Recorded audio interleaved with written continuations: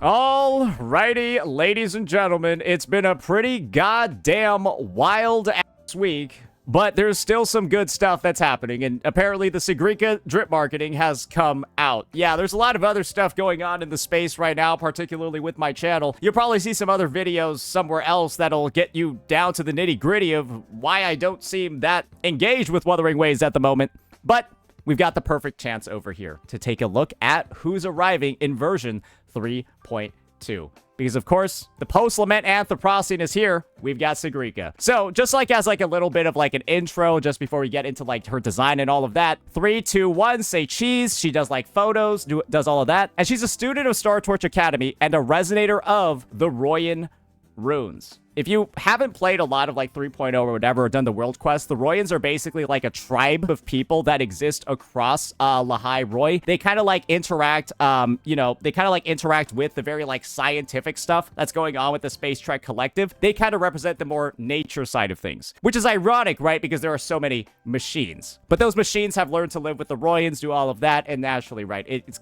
gives like very big Horizon Zero Dawn vibes. So, on the path to becoming a true soul swarm, strewn as it is with confusion and misery, Sigrika devotes herself fully to every challenge, to solving every puzzle presented to her. So, naturally, as we look at this, you know which faction she's supposed to be from, and you know she's also a student at Star Torch Academy, but I think it's also safe to say that she doesn't feel that involved with the story as of yet. The only time that we've actually seen her is in Wuthering Waves 3.1, at like the very start of the quest, and I do believe at some of the like the ending components, right, where she's seen looking at Rover like they're a freak because Rover's talking to Amith, who's invisible, and now everyone thinks Rover is schizophrenic, right? That's been Sigrika's role in the story so far, accusing Rover of having schizophrenia. Awesome, right? So we're not really in like a very good spot story-wise with her, and so naturally, I imagine that we're going to get a lot of exposition to see how she's interacting with these guys, because we all know what these are. They interact with Amith. They've been interacting with everybody in the world. They're your helpers. And it looks like she's going to be a character that really, really, really likes having these on the battlefield. Because I think it's been obvious from a lot of the clues that we've seen in-game. It's been obvious from a lot of the teasers that we've had. Her Echo Set's already in the game. But we'll dive into that a bit later on. So first things first, let's just talk a little bit about the art. Let's talk a little bit about what we're seeing over here. We can see that she's meant to be a unit that's very like in tune with nature. A lot of big nature sort of vibes. If that's not obvious from the fact that her background looks like a classic oil painting. Great job on the art, by the way. It literally looks like a canvas or like an oil painting, right? And what is typically drawn on oil canvases of this type? Nature scenes. Nature scenes, animals, that sort of stuff. You don't really do this type of art style for like industrial type of art. So fitting like over there, and we know that she's from the Royans, and the Royans are all about the nature and all of that. So it all like lines up, it all looks great, and of course, these guys over here are the main sort of attraction. These guys are the main sort of attraction that you get when you're exploring the world. So from like a design perspective, I think it fits, it's thematic, it looks great, but I take it, it's not like that exciting, right? Compared to some of the other splash arts we've seen with like Amith and like her big ass mech, and they're like, you know, like kind of like that. It doesn't really aura farm, it's just relaxing, right? That's my take on it. You can hate it if you want. I think it's just a fair one. I'm not looking at this and I'm like looking at it, I'm like, it is what it is, right? Now, let's talk a little bit about what type of role, what type of specialty that I think she's going to have. It's kind of obvious. This is what I think about when it comes to nature, when I think about nature in kits. To me, nature is Arrow. You wanna know why I say nature's Arrow? Because of this fucking guy. This guy, like, summons bamboo and shit. Like, he, like, runs around on it. Like, bamboos in all of his attacks. Anything related to plants has either been Arrow or Spectro. The only other person, right, that's obviously related to plants, or no, Chakona's also nature related too. I forgot. She summons, like, she has, like, all of, like, the animals and shit in her splash art. And so Verita's been the only one that's nature-oriented in Spectro, but we don't have any Spectro Sonata sets that would even fit unless Sigrika's meant to use somebody else's. But this is the thing, guys. The proof that pretty much, you know, we know what she's going to do is this set, bro. Sound of True Name, and what does that look like? Isn't that the Royan shit? Like, that's like the Royan symbol. It's like the Royan thing, right? Okay, I did like a little thing about nature. I know Camellia does plants, but her plants are like evil, right? Camellia's plants are like evil. So like, that's why they're havoc. Just accept that explanation. This is the tattoo that's going to be on Sigrika's thigh. You can see it over there, right? It's the line. You see like the little edge over there. It's kind of obvious that that's where it's coming from. It's the same photo. And so what we've noticed across the entirety of the 3.1 Sonata sets is that if the character, a significant part of their imagery is on the Sonata set, it's probably theirs. Because this is Ameth's tacit mark, the heart one, right? And like, well, the Sonata set with the heart on it that's on Ameth's body is Ameth's set. So I'm assuming that the set with Sigrika's tattoo is Sigrika's set. That's the logic that I'm going to use. If you don't agree with it, I don't care.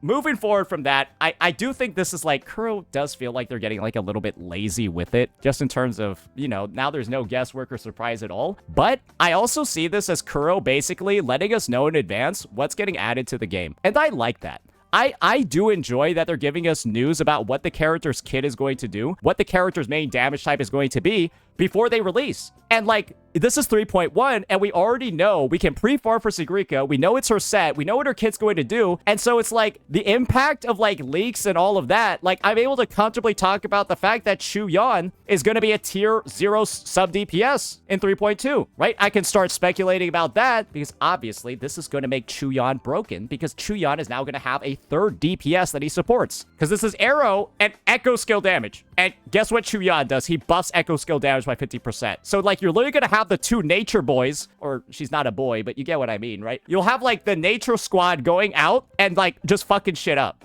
You know what I mean? So yeah, that is obviously what's going on over here. That means that if you're trying to just go ahead, right, do things like, let me see over here, free farm, it's very simple. You've got everything you need right now to prepare for this unit's release. You got this Giga Chat over. This might be my favorite boss fight in the game. This guy just literally farms so much aura. It's fucking crazy. And if you know the story behind him, he's even more of a badass when you found out why he's like this, right? This guy just farms aura. He's like my favorite boss. Bro has a broken ass effect too. 12% arrow damage bonus, 20% echo skill damage bonus, and then the full set, we know all the details, right?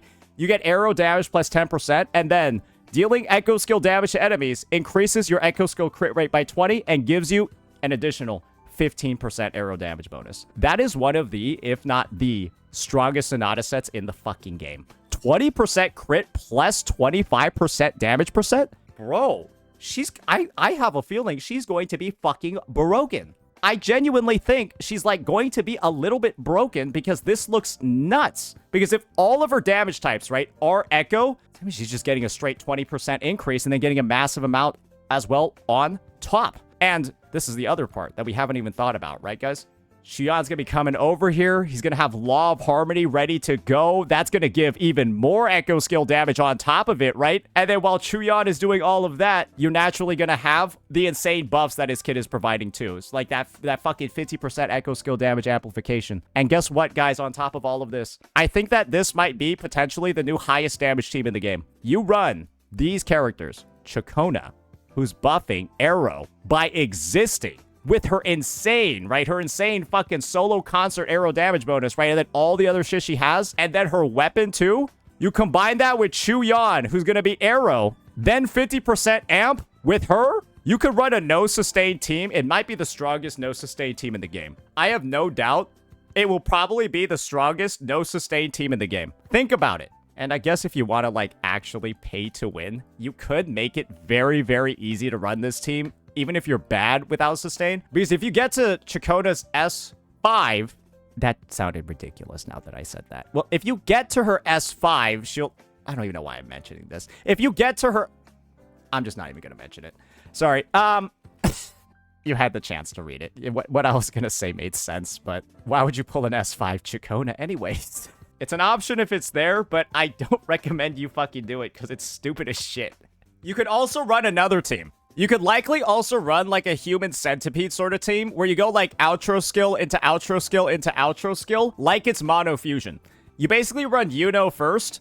She heals and then has her heavy attack damage amp, right? That goes into Chu Yan, who deals heavy attack damage, but then has 50% echo skill damage, right? And then the last person goes to Sigrika with the echo skill damage buff. So you can see, like, that's like the version that you can play as well, where it's like a circle of them just outro skilling into each other, and then they all deal damage too. Two already amazing looking team comps that I feel like, right? Two amazing team comps that I genuinely feel like she's going to be extremely good with. Sigrika has the blessing of being an arrow unit, and being an arrow unit implies that there's a lot of potential when it comes to the teammates that you can have, the synergies you can have, because it's just such a fully fleshed out, developed attribute. And I'm kind of surprised that they decided to go with arrow again, knowing that Glacio still doesn't have like their second limited character yet. We've only had one, and it's version 3.2, so just saying, right?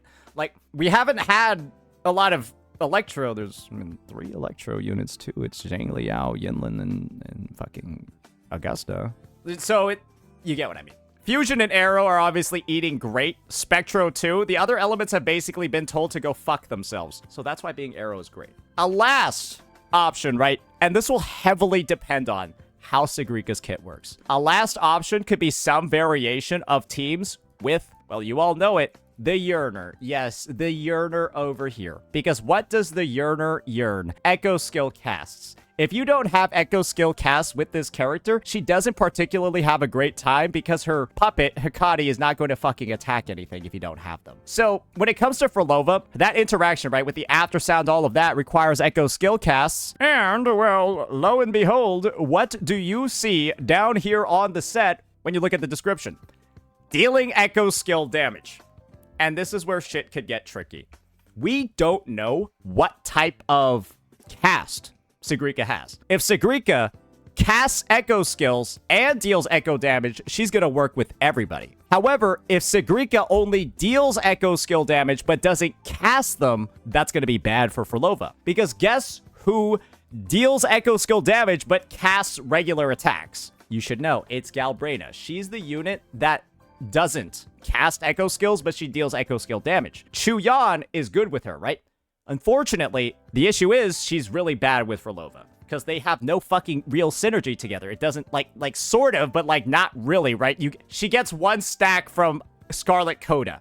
And I guess some of the heavy attack amp, but like it's not. Everyone knows the Frolova Galbrina team is dog shit. Like relative to what other teams you can build with them. It's better to just put Frolova in her team and put Galbrina in her team. They're putting them together. It's like the sum is equal to, the sum is less than the parts. Is that fair? Frolova and Galbrina, the sum is like less than the parts. I'd rather never put them on the same team together and build free-to-play teams with them. Then put 2 premium units that have very low synergy together, and then, well, now you have like 1 mid team. That's something that goes on over here. And so what Sigrika does with her kit is really dependent on what type of attack she actually has. With Echo skill casts and Echo skill damage, awesome. Because we know she's going to deal Echo skill damage. That means she's going to work with a fuck ton of people. But I don't think Kuro's going to do that because she would be like a little bit overpowered. Like, because like imagine if Galbrina did work with Frolova. I don't know, right? Like that's something that could happen very easily moving forward. So yeah, that's going to be like the whole sort of like kit breakdown. I know this was super wordy, but these are going to get a lot wordier moving forward simply due to the fact that Kuro has allowed this conversation to happen a lot earlier on. And for the next drip marking that's going to occur, it's likely going to be for this character's kit. Well, guess what? I'm going to be spending like 30 minutes tomorrow talking about Chisa, Amith, all of that, and like what needs to be true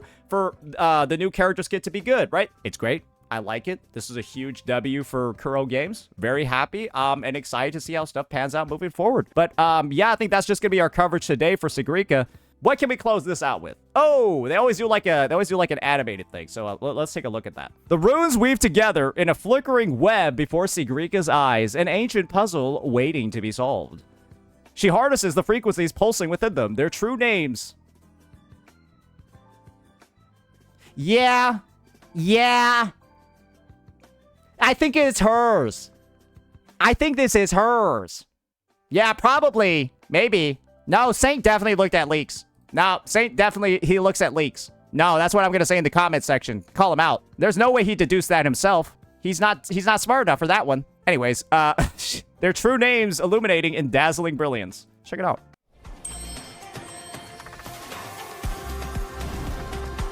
I like that music. Wait, that shit is banger, bro. It's like Saminamina, waka waka, Yeah, like that. Yeah, I like that shit, bro. That shit is fire.